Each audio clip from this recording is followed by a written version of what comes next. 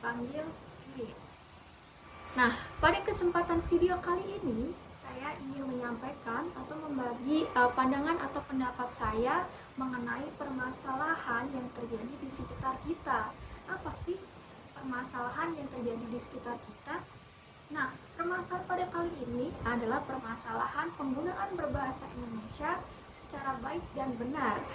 Permasalahan tersebut seringkali kita temui di sekitar kita, khususnya di media sosial. Namun, sebelum kita memulai ke pembahasan inti, saya akan memberikan ulasan sedikit mengenai apa sih urgensi pentingnya berbahasa Indonesia secara baik dan benar. Bahasa Indonesia merupakan alat komunikasi utama yang kita gunakan sehari-hari, khususnya di tengah banyaknya keanekaragaman seperti budaya, suku, ras, dan bahasa daerah yang ada di Indonesia. Namun, perlu kalian ketahui, di era modernisasi dan era digitalisasi sekarang ini, teknologi berkembang secara pesat dan maju.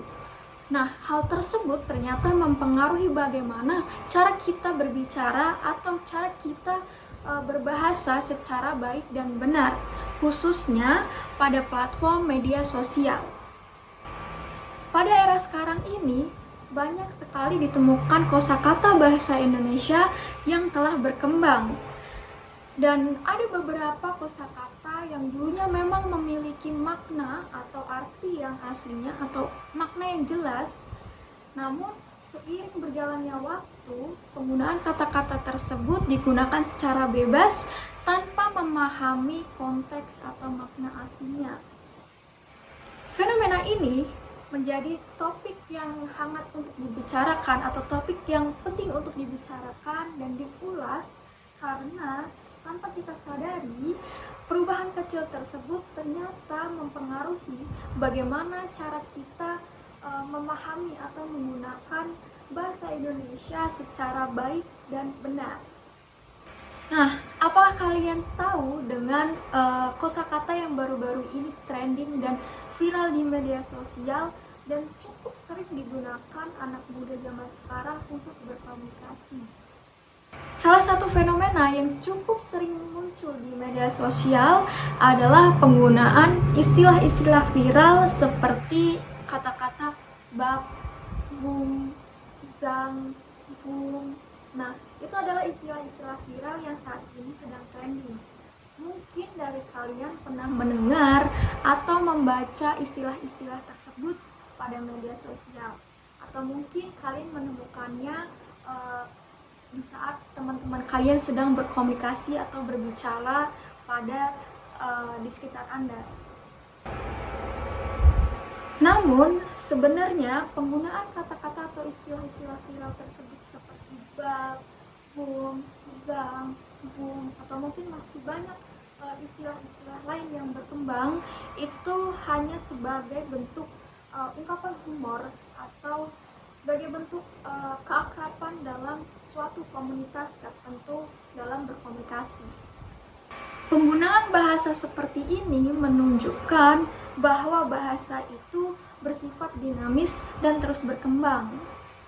Dan kita bisa melihat bagaimana kreativitas pengguna media sosial dalam menciptakan bahasa atau kosakata baru.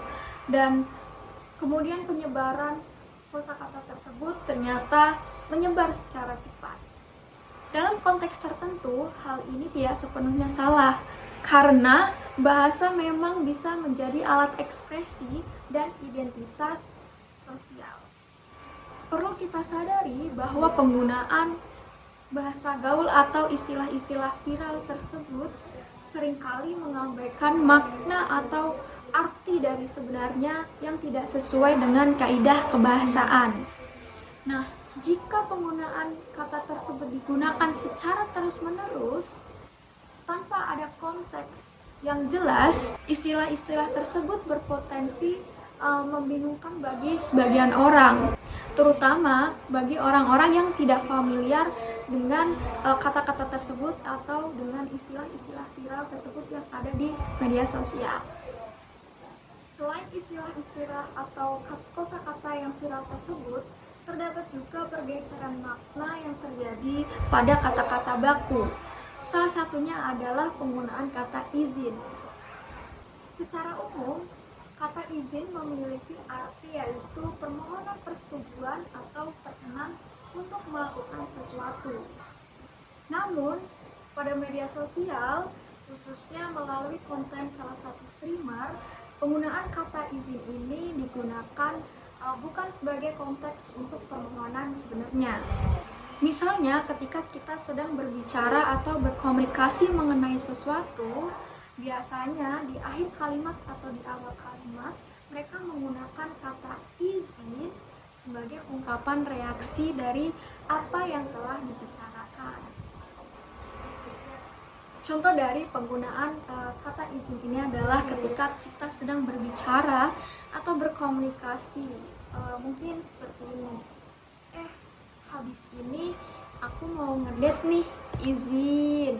Nah, itu adalah salah satu bentuk penggunaan izin yang makna dari kata izin tersebut tidak sesuai dengan makna aslinya, atau yang sebenarnya adalah tidak memohon mengenai persetujuan yang sebenarnya, melainkan penggunaan kata izin ini hanya sebagai bentuk ekspresi dari seseorang atau sebagai gaya bahasa yang digunakan seseorang untuk berbicara atau berkomunikasi dalam suatu komunitas tertentu.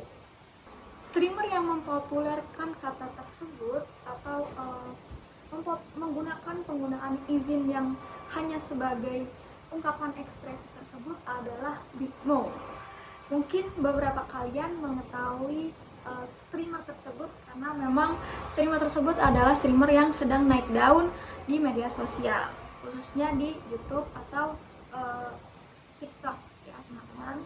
Nah, dalam konteks tersebut sebenarnya kata izin hanya sebagai untuk candaan atau sekedar sebagai pembuka kalimat dan sarkasme. Jadi penggunaan kata izin tersebut memang tidak sepenuhnya memiliki makna atau arti yang jelas sebagai permohonan persetujuan sesuai dengan arti dari sebenarnya dari kata izin. Penggunaan bahasa seperti ini memang terasa ringan dan cukup menghibur bagi kita yang menggunakan bahasa tersebut.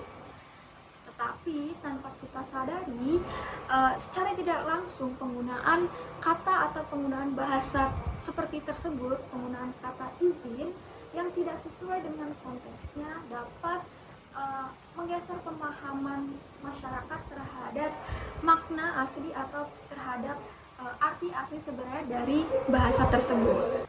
Ketika penggunaan bahasa atau kata-kata tersebut kita gunakan sehari-hari atau secara terus-menerus, ini dapat menjadi keterbiasaan dengan penggunaan kata-kata yang tidak sesuai dengan fungsi sebenarnya.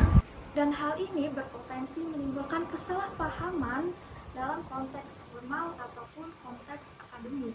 Fenomena pergeseran bahasa ini memiliki dua sisi. Pada satu sisi, kita bisa melihatnya sebagai bentuk perkembangan bahasa yang mengikuti pada zamannya, di mana bahasa menjadi lebih fleksibel dan dekat dengan kehidupan sehari-hari. Namun di sisi lain, penggunaan bahasa yang tidak sesuai dengan makna atau dengan arti dari sebenarnya ini, jika dibiarkan atau jika diteruskan secara terus-menerus tanpa adanya kesadaran, dapat menurunkan ketepatan dalam berbahasa. Khususnya pada generasi muda, bisa saja mereka kebingungan atau kesulitan dalam membedakan bahasa secara informal di media sosial dan penggunaan bahasa yang baik dan benar dalam konteks resmi. Oleh karena itu, dibutuhkan kesadaran bagi kita semua untuk tetap memiliki kesadaran dalam berbahasa secara baik dan benar. Boleh-boleh saja jika kita ingin menggunakan bahasa gaul atau istilah-istilah viral tersebut. Namun, kita juga perlu memahami kapan sih dan bagaimana atau di mana penggunaan bahasa viral atau istilah-istilah tersebut secara tepat digunakan sesuai dengan konteks aslinya. Jangan sampai keterbiasaan dari penggunaan bahasa gaul, istilah-istilah yang viral seperti yang telah kita ulas tadi, kita menjadi lupa atau menyepelekan dari ada penggunaan bahasa yang baik dan benar sesuai dengan tempatnya. Sebagai penutup, saya ingin menegaskan bahwa perubahan bahasa Indonesia pada media sosial memang tidak bisa kita hindari atau kita pungkiri. Namun, kita sebagai masyarakat Indonesia yang bangga terhadap bahasa Indonesia harus memiliki tanggung jawab dalam menggunakan bahasa Indonesia secara baik dan benar, sesuai dengan konteks, sesuai dengan makna, sesuai dengan asli dari kata-kata atau bahasa yang kita gunakan. Dengan begitu, kita dapat menikmati kreativitas bahasa tanpa kehilang adanya ketepatan atau kejelasan makna dari kata-kata atau bahasa Indonesia tersebut. Semoga dari pandangan yang telah saya bagikan bisa menjadi motivasi atau menambah kesadaran bagi kita semua dalam menggunakan bahasa Indonesia secara bijak, baik dan benar pada media sosial maupun kehidupan sehari-hari. Ulasan ini sebagai tanggapan dari adanya fenomena yang sedang naik daun atau sedang viral dan trending pada media sosial dari adanya penggunaan kosakata atau bahasa yang baru-baru ini digunakan dalam kehidupan sehari-hari. Dan pandangan ini merupakan opini dan perspektif dari saya untuk menanggapi adanya fenomena bahasa gaul atau permasalahan dalam berbahasa Indonesia.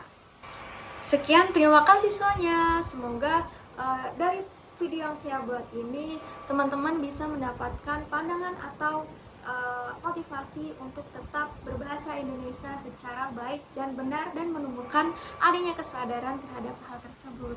Terima kasih, see you.